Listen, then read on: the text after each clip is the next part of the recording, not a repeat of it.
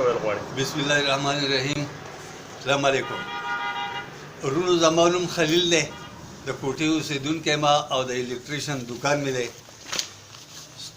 د رفاهي عامه دپاره زه یو خبر تاسو له در کومه، یو اطلاع در کومه چې بل ورځ زما د یو ملګري واده و، مونږ چرګان راوړل او هغه هم په مساله کول د بریکوټ نه مساله راوړې وه او سرکه هغه ته مونږ یې ښه سرکه مونږ له راواله. صاحب هغه سرکه اول خو زه د شیشې د سرکه پسې ګرځېدم، میلاو نه شوه. یوه سرکه هغه راکړه چې ماسټر و او که حبیب ودبڼ ول، په هغې هغه مونږ په مسالې کې واچوله او یو ملګري هغه چرګان صرف ګډ ګاډي راکړي ول که نه په هغه، او دستانې ورته ما ورکړي ده. دستانې زه تاسو ته ښیم چې په سبا له مونږ هغه چرګان په دې دستانو اړولي وو. دا وګورئ دی هغې سرکې د دې دستانې سره دا چل کړی دی. نو زما وروڼو چې په دغه سرکه کې په دې ودونو او په خیراتونو کې دا چرګان ورتېږي او په دغه سرکه کې دا میان ورتېږي او په دغه سرکه کې په بازار کې دا نور څیزونه ورتېږي، دا به ستاسو د کلمو سره سی چل کوي. اور यहाँ पर मैं वाज़ेह करना चाहता हूँ फूड कंट्रोल वालों को, पूरी स्वाद में मैं दावे से कह रहा हूँ मिचल के अलावा कोई सरका नहीं है. सब केमिकल मिला सरका बिक रहा है और कई सालों से बिक रहा है, जिसने गरीब आवाम की ज़िंदगी को अजेरन कर दिया है. हर डॉक्टर के आगे लाइन लगा हुआ है दवाई के लिए. ये देख लेना ये बैटरी के पानी इसको नहीं काट सकता है, मगर इसको सरके ने काट दिया है. देखो अभी फूड इंस्पेक्टर अपना भी वो मुलायजा करे कि पूरे स्वाद में ये सर कहाँ से आ रहा है और क्यों बिक रहा है. दूसरी बड़ी बात यह है वेम په خبره دادا چې تاسو ته دګمار وای ورا چې مساله ته ولیکن وای چاینا سالټ پکې واچوا.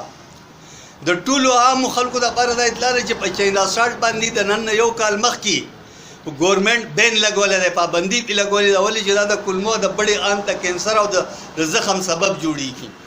د هغې نه باوجود په بورو په ټرکونو باندې چاینا سالټ راځي، د بریکوټ او د منګوري په دکانونو کې خرڅېږي او هر دګمار یې لیکي رورا ستاسو هغه وریجې او په لکونو روپۍ دغسې ځي او تاسو ځان له دغه بیماري او زخمونه اخلئ.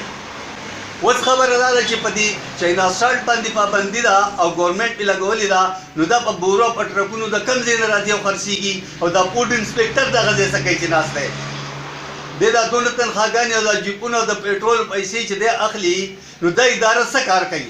دا د عوام سره دا چل کېږي. وروره دا وګورئ، دا زه صرف د الله د ذات دپاره دا خبره ما وکړه او دا د بازیره ډاټ کام په ذریعه باندې د یو ملګري د وهاب خان پترو باندې او دا سهیل باچا پترو باندې دا خپله خبره زه تاسو ته در رسومه.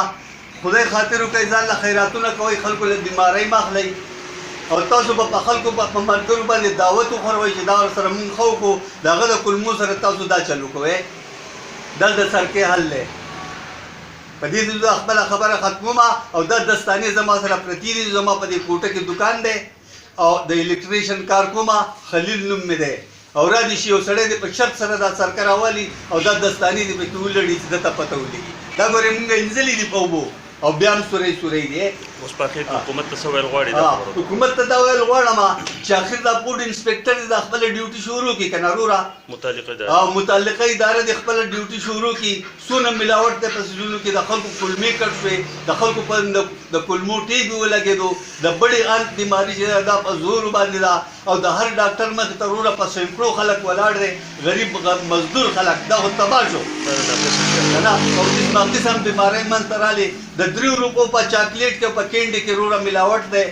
ښه دویمه خبره دا ده چې د 50 روپو ته ماله پاپړ رالیږې او زما زرعي ځمکه، زما نالۍ، زما د اوبو چې کوم سورس دی هغه تباه برباد شول. ما ته څه ضرورت دی؟ او هغه پاپړ هم ما ته پته نشته چې ته پکې څه اچوې. پوه شوې که نه؟ څنګه زما بچو له پاپړ جوړې ټول بچي دي د تلسمیا او د نظر د کمزورۍ او د کلمو د ټي بي ښکار دي. خدای او رسول ته وګورئ، د دې غم وکئ. خدای رسول ته وګورئ، دا غریب پبلک تباه شو. والسلام.